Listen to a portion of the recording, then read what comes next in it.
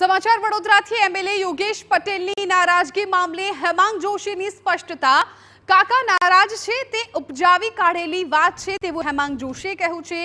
કાકા મારી સાથે પ્રચારમાં રાત દિવસ મહેનત કરે છે, જનસંપર્કમાં કાકા સતત મહેનત કરી રહ્યા છે।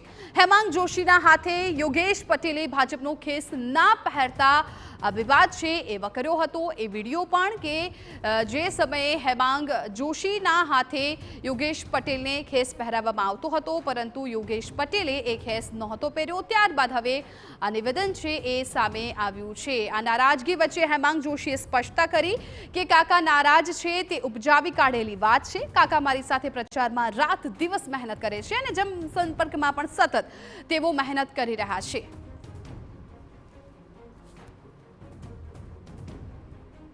તદ્દન ઉપજાવી કાઢેલી વાત હતી, એમાં કોઈ સત્ય હતું નહીં। અને કાલે આપણે જોયું જે પ્રકારે યોગેશ કાકા આટલા ઉંમરલાયક હોવા છતાં રાત્રે 9:30 વાગ્યા સુધી મારી સાથે ફેરણીને લોકસંપર્કમાં હાજરી આપે છે, પ્રવાસ કરે છે।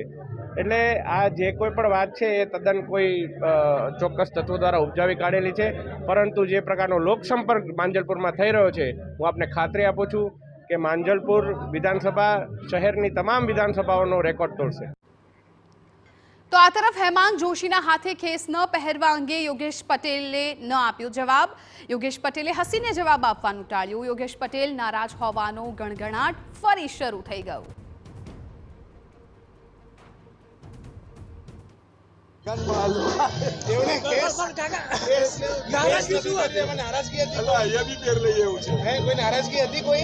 લાવ તમે બીજા ખેસ આપો તો પહેરી લો। કોંગ્રેસ આક્ષેપ કર્યો છે કે ઉમેદવારને લઈને કાકાને રોષ છે, શું કહેશો? એવું કઈ છે? આ ખુલાસો તો કરો। ઉમેદવાર જોડે જ છે। હવે કેસ કરશો, હવે કેસ કરશો। કાકા હજુ નારાજ છે?